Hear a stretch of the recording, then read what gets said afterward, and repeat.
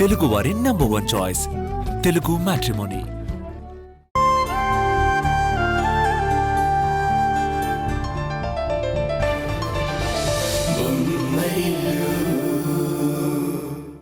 నిజంగా ఉషా గారు లాంటి అమ్మాయి మీ భార్యగా రావడం మీ అదృష్టం అండి.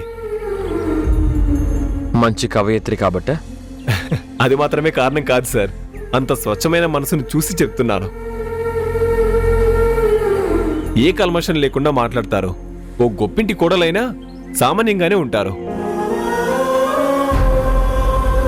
అందరికీ అది సాధ్యం కాదండి.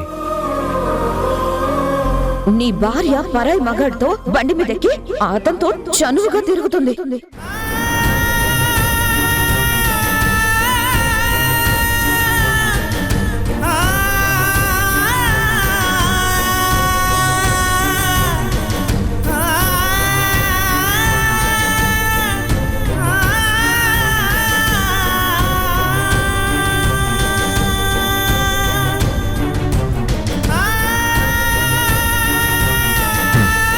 అవును, అంత స్వచ్ఛమైన మనసు అందరికీ అర్థం కాదు.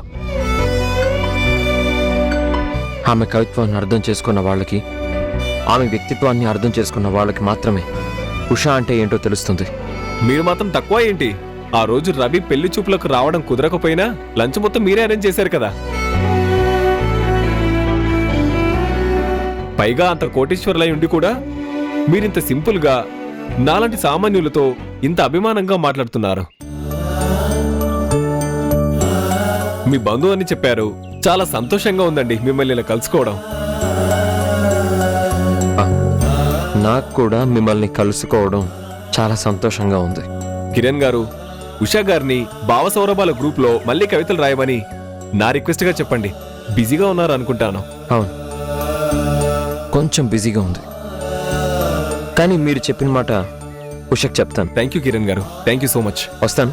అవును, మీరింతకి ఏ పని మీద వచ్చారు? చెప్పనే లేదు. వచ్చిన పని అయిపోయింది. మంచిదండి, థ్యాంక్ యూ సో మచ్.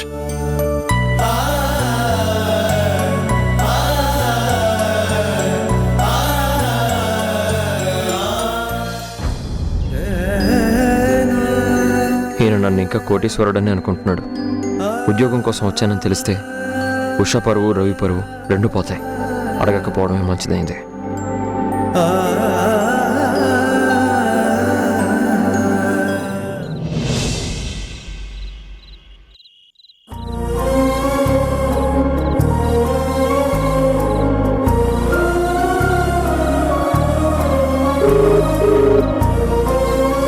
ఎవరికి ఫోను?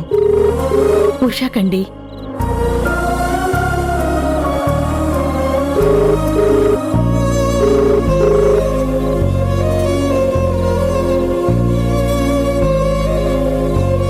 ఈరోజు కూడా ఫోన్ చేస్తే కట్ చేసిందేంటండి?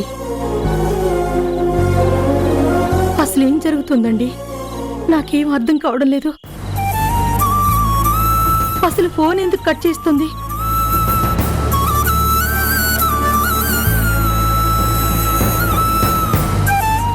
ఏంటి అంతలా తంటాలు పడుతున్నావు? ఎన్నిసార్లు ఫోన్ చేసినా అది జవాబు ఇవ్వదేంటండి? ఏమైందో నాకు అర్థం కావడం లేదు. దానికి ఎందుకింత నిర్లక్ష్యం? అది నిర్లక్ష్యం అని ఎందుకు అనుకుంటున్నావు?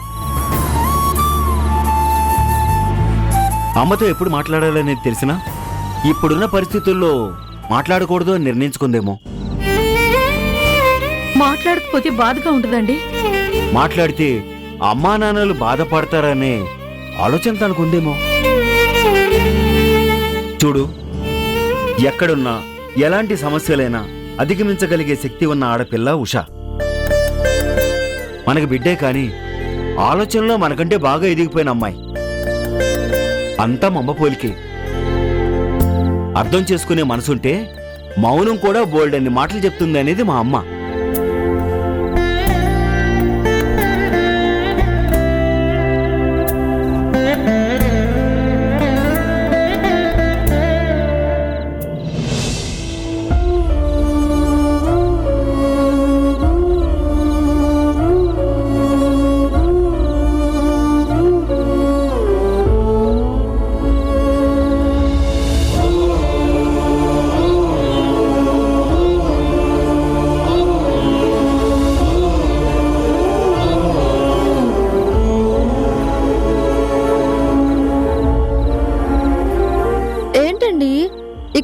చేస్తున్నారు? ఎక్కడికి వెళ్ళావు ఉషా? బయటికి. బయటికని తెలుస్తుంది, ఇంత లేట్ అయిందేంటి? ఒక్కొక్కటి ఒక్కొక్క చోట కొనాలి కదా. పాలకూర, టొమాటో, పప్పులు, ఉప్పులు మీకు తెలుసా? ఆకుకూరలు తింటే ప్రోటీన్స్ మాత్రమే కాదు, చవకగా కూడా వస్తాయి. డబ్బులు ఎక్కడివి? పొదుపు చేశాను. ఆదాయమే లేదు, పొదుపు ఎలా చేసావు? ఏంటా ప్రశ్నలు? ఏంటా జవాబులు? ఏం కావాలి మీకు? ఈ డబ్బులు ఎక్కడి నుంచి వచ్చాయో నాకు తెలియాలి. అదా, పువ్వులమ్మిన, పాలమ్మిన, పేపర్ వేసిన, సక్సెస్ అయినా. పొలిటీషియన్ డైలాగ్ లాపు. నువ్వు అబద్ధం చెప్తున్నావు అని నాకు తెలుసు. నిజం చెప్పడానికి నాకేం భయం? నేను కష్టపడి సంపాదించలేదు. నా కవితలు పత్రిక ఆఫీసులో ఇచ్చాను, వెంటనే రెమ్యూనరేషన్ ఇచ్చారు, దాంతో కొన్నాను. ఏ పత్రిక ఆఫీసు?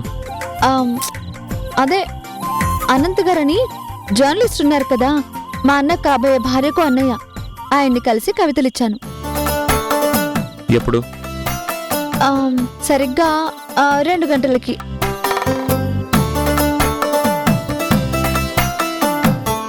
ఇది కూడా అబద్ధం. ఇదేంటి, ఏమైంది మీకు? ఏం చెప్పినా అబద్ధం అని అంటారేంటి? మొదటి నుంచి నా కవితల్ని అనంత్ గారే చాలా ఇష్టపడుతూ ఉంటారు, అందుకే ఆయన్ని కలిసి కవితలు ఇచ్చాను. చాలా.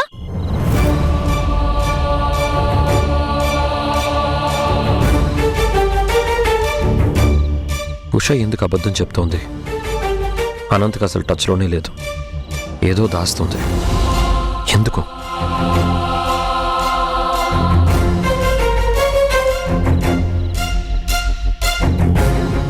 ఏవండి, భోజనం రెడీ అయింది, వడ్డించాను, రండి తిందురు గాని. నువ్వు నిజం చెప్పే వరకు నేను భోజనం చేయను.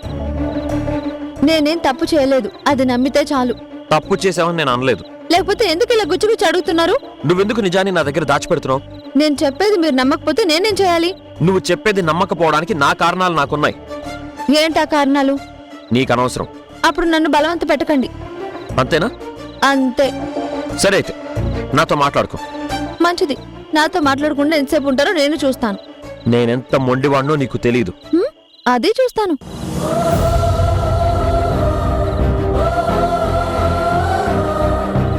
అవును, భోజనం చేయడానికి రానన్నారు, కనీసం పడుకోవడానికైనా వస్తారా రారా?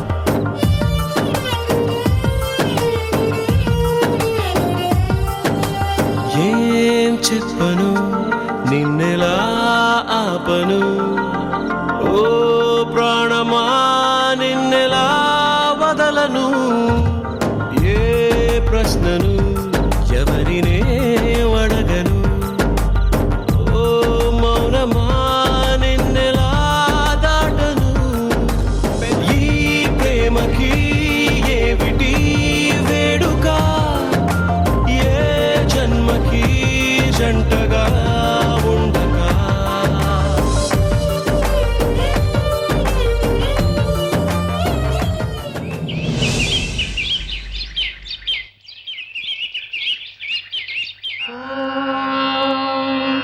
కౌసల్యా సుప్రజా రామ పూర్వా సంధ్యా ప్రవర్తతే, ఉత్తిష్ఠ నరశార్దూల కర్తవ్యం దైవమాన్నికం. కౌసల్యా సుప్రజా రామ పూర్వా సంధ్యా ప్రవర్తతే.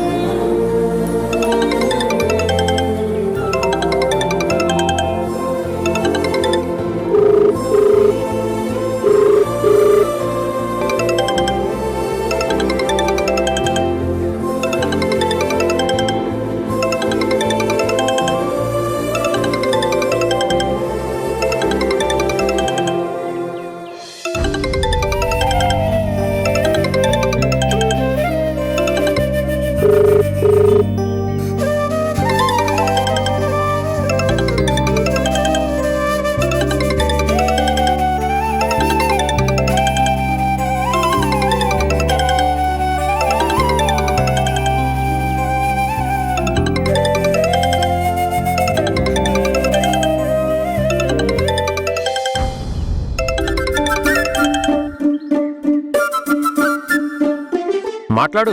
ఎవరితో? మీతోనా? ఫోన్తోనా? మీ అమ్మగారితో. తర్వాత మాట్లాడతాను. వాళ్ళు కంగారు పడతారు. ఏమని మాట్లాడాలి?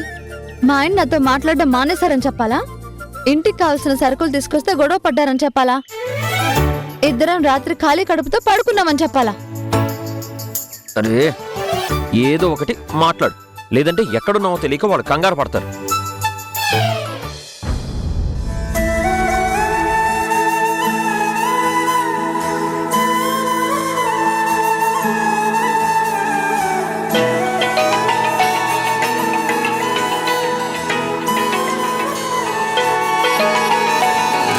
ఉష ఫోన్ చేసిందండి. కూర్చుంది. చెప్పమ్మా. అమ్మా ఉషా, నీవేం తప్పు చేసావని ఫోన్ కూడా లిఫ్ట్ చేయడం లేదు. మీరేం తప్పు చేశారమ్మా? మాకంతా తెలిసే కట్టుబట్టలతో బయటికి రావాల్సిన పరిస్థితి వచ్చినప్పుడు నీకు నీ కన్నవాళ్ళు గుర్తు రాలేదా? మన ఇంటికి ఎందుకు రాలేదమ్మా? అదిప్పుడు మన ఇల్లు కాదమ్మా, మీ ఇల్లు. మీ ఇంటికి మా ఆయన్ని తీసుకొచ్చి ఎలా ఉంటాననుకున్నావు? అది మా ఆయనకు గౌరవమా? మా అత్తింటికి గౌరవమా? పుట్టింటికైనా గౌరవమా? ఎక్కడి వాళ్ళు అక్కడ ఉంటేనే విలువమ్మా. అమ్మా ఉషా, మీరేం కష్టాలు పడుతున్నారనని భయంగా ఉందమ్మా. నాన్న, కష్టాలంటే ఏంటి? ఒక పూట తిండి లేక పస్తులు పడుకోవడమా? ఇంటద్దె కట్టడానికి ఫస్ట్ రాగానే డబ్బులు వెతుక్కోవడమా? అవి కాదు నాన్న కష్టాలు. అలాంటి సమయంలో కూడా భార్యాభర్తలు ఒకరికొకరు తోడుగా అండగా ఉండకపోతే అది కష్టం అంటే.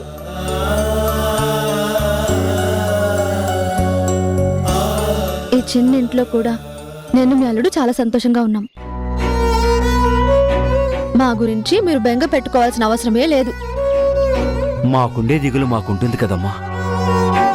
నేను సంతోషంగా లేకపోతే కదా నాన్న మీరు దిగులు పడాలి. మా గురించి మర్చిపోయి రవి పెళ్లి గురించి ఆలోచించండి. అమ్మా, ఏ అవసరం వచ్చినా ఫోన్ చెయ్యమ్మా. మేం ఫోన్ చేస్తే నువ్వు తీయాలి, సరేనా? సరేనమ్మా, మీ ఆరోగ్యం జాగ్రత్త. ఉంటాను. సరే తల్లి.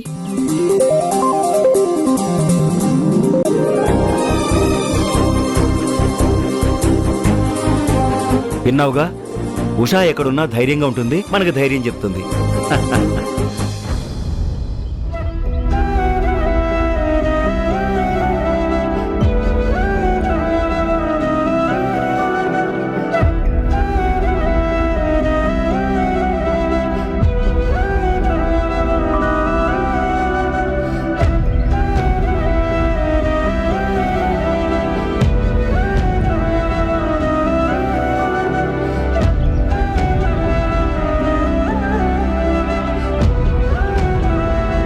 ఏంటి, నా మీద ఇంకా అలక తీరలేదా? నువ్వెందుకు తినకుండా పడుకున్నావు? మీరెందుకు తినకుండా పడుకున్నారు? నాకు నువ్వు నిజం చెప్పనందుకు.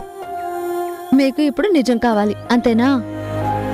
అంటే మీకు నా మీద నమ్మకం లేదా? నేను నీకెలా కనిపిస్తున్నాను? అనుమానించే మొగుళ్ళలా కనిపిస్తున్నానా? నువ్వు ఆ సరుకులు తేవడం కోసం ఎక్కడైనా వంట మనిషిలా చేరావో పని మనిషిగా చేరావోనని గుండె పట్టేసినట్టు అయింది. ఆ భయంతోనే అడిగాను, అంతే తప్ప అనుమానించేం అడగలేదు. నేను చదువుకున్నాను, నాకు సభ్యత సంస్కారం అన్నీ తెలుసు. కానీ నన్ను పోషించడం కోసం నువ్వు కష్టపడితే మాత్రం భర్తగా నేను ఫెయిల్ అయినట్టే లెక్క. సంపాదించడానికి భార్యాభర్తల భేదం ఏంటండి? మీకు అవకాశం రాకపోతే నాకు అవకాశం వచ్చినప్పుడు సంపాదిస్తే తప్పేంటి? తప్పే. నువ్వు హాబీగా ఏదైనా చేయొచ్చు, కానీ దాని మీద ఆధారపడి నేను బతకాల్సి వస్తే అంతకైనా దారుణమైన పరిస్థితి ఇంకేదీ ఉండదు. నేనేం వంట మనిషిగా చేరలేదు, పని మనిషిగా చేరలేదు. మరేం చేసావు? డిటిపి ఆపరేటర్గా పనిచేశాను. పేజీకి ఇంత అని తీసుకున్నాను. అక్కడ చాలా వర్క్ పెండింగ్ లో ఉండడం వల్ల ఎక్కువ పేజీలు టైప్ చేసి ఎక్కువ డబ్బులు తీసుకున్నాను. ఆ వీధి చివరుండే నెట్ సెంటర్లోనేనా నువ్వు వర్క్ చేసింది? అవును. నేను అదే వర్క్ కోసం వెళ్ళి అడిగాను, ఆల్రెడీ చేరిపోయారని చెప్పారు. అయ్యో, మీరు అలాంటి పని చేయడం ఏంటండి? మరి నువ్వెందుకు చేసావు? నువ్వు మాత్రం చేయొచ్చా? ఇక నుంచి అక్కడికి వెళ్ళదలుచుకోలేదులేండి. ఏ అక్కడ ఏమైనా ప్రాబ్లం అయిందా? ఆ జాబే కదా మన మధ్య ఇంత గొడవ పుట్టించింది. అందుకే ఆ పని నాకు నచ్చలేదు, వదిలేస్తున్నాను. మంచి నిర్ణయం తీసుకున్నావు. ఎక్కువ డబ్బులు వస్తాయని ఎక్కువ వర్క్ చేశానని చెప్పినప్పుడే మానేమని చెప్పాలనుకున్నాను. సరే, రాత్రి తినకుండా పడుకున్నారు కదా, తొందరగా దంతావధానం చేసుకుని లఘుశంక కాలకృత్యాలు తీర్చుకొని ముక్కు ప్రక్షాళన కూడా పూర్తి చేసుకొని రండి. హే హే హే, కొంచెం తెలుగులో చెప్తావా? ఇది తెలుగే బాబు. పళ్ళు తోముకుని మొహం కడుక్కొని రండి. దానికి వచ్చిన తిప్పలా ఇవి. హ్మ్. వెళ్ళు.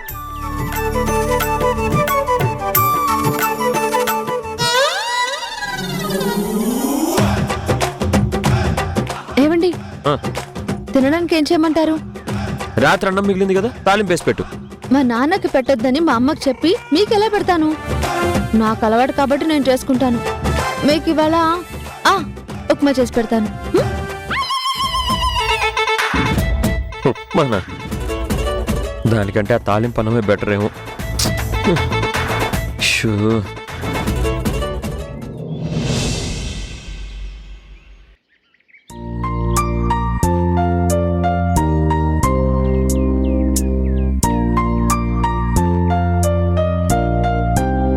అమ్మా అమ్మా అమ్మా, ఏంట్రా హడావిడి? చాలా సంతోషంగా ఉన్నానమ్మా. అవునా? అంతకంటే నాకు కావాల్సిందేముందిరా? ఏంటి విశేషం?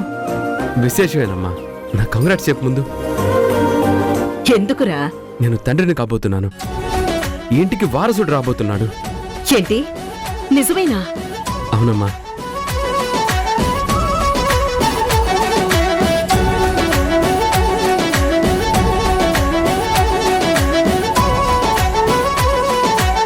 నిజంగా చాలా సంతోషంగా ఉందిరా. కంగ్రాట్స్.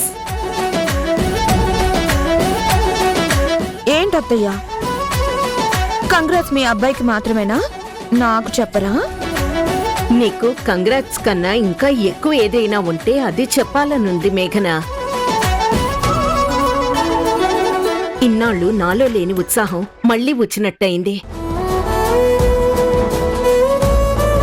స్వీట్ తీసుకో.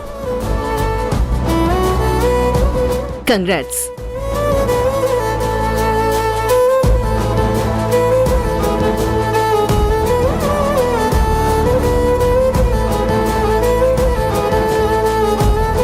మన ఇంటికి వారసుడు రాబోతున్నాడంటే మీ నాన్నగారు కూడా చాలా సంతోషపడతారా? అవునత్తయ్య, మీరు మావయ్య గారు చాలా సంతోషపడతారు. కానీ ఆ అదృష్టం దక్కని వాళ్ళు అసూయ పడతారేమో అని భయంగా ఉంది. ఊరుకో మేఘన, ఎప్పుడు ఏం మాట్లాడాలో తెలీదు. తరుణ్ గాని హారిక గాని అలా ఏం అనుకోరు. మేఘన, ఎవరి అదృష్టం వాళ్ళది. అందులో అసూయ పడ్డానికేముంది? జారి పడ్డం వల్ల హారిక బిడ్డని కనలేకపోయింది తప్ప తల్లయ్యే యోగం లేక కాదు కదా. దేవుడు చల్లగా చూస్తే మళ్ళీ హారిక కడుపు పండొచ్చు కూడా. నేను కూడా అదే జరగాలని కోరుకుంటున్నానత్తయ్యా. ఈ ఇంటి వారసుడొకడు బయటికి వెళ్ళిపోయాడు.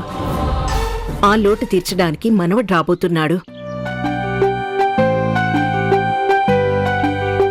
సరే, నువ్విక నుంచి జాగ్రత్తగా ఉండాలి. నెలలు నిండేదాకా డాక్టర్ చెకప్ ఫ్రీక్వెంట్ గా చేయిస్తూనే ఉండాలి. అలాగే అత్తయ్య. నలుగురిని కన్న మీరు ప్రెగ్నెన్సీ వచ్చాక ఎలా ఉండాలో చెప్పండి. మీరు ఎలా చెప్తే అలాగే చేస్తాను.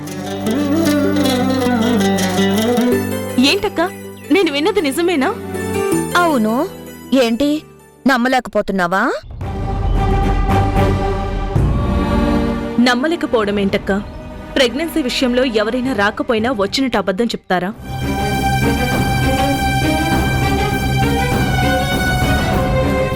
ఎనీవే, కంగ్రాచులేషన్స్ అక్క.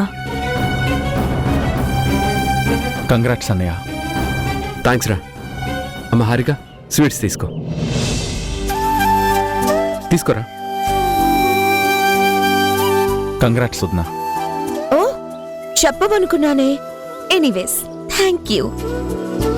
ఏదేమైనా మళ్ళీ అమ్మ మొహంలో సంతోషాన్ని చూస్తున్నాను. అది నాకు సంతోషంగా ఉంది. అత్తయ్య మీరెప్పుడు సంతోషంగా ఉండాలి. హారికలాగా నేను మిమ్మల్ని డిసప్పాయింట్ చేయను. పండంటి మగపిల్లాన్ని కని మీ చేతిలో పెడతాను. మధ్యలో హారిక ప్రసక్తి ఎందుకు తీసుకొస్తున్నావు?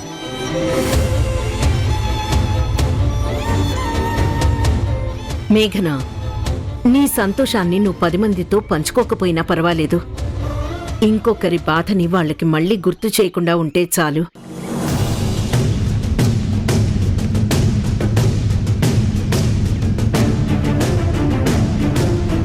తల్లివి కాబోతున్నావు.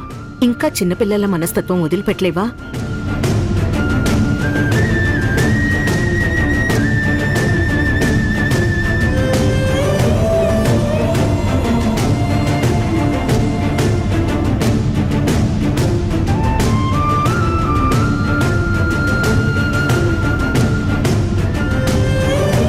అయ్యో నేను ఇప్పుడు అంత తప్పు మాట అన్నాను. సరే వదిలే, నువ్వు సంతోషంగా ఉన్నావు కదా, అది చాలు. ఇక నుంచి మేఘన్ని జాగ్రత్తగా చూసుకోవాల్సిన బాధ్యత నీ మీద కూడా ఉంది. తన ఇష్టాలు తెలుసుకుని చూసుకుంటూ ఉండు. అలాగేనమ్మా. అత్తయ్య ఏంటో వికారంగా ఉంది. వేవిళ్ళు అనుకుంటాను. వెళ్ళి రెస్ట్ తీసుకుంటా. ఉమ్.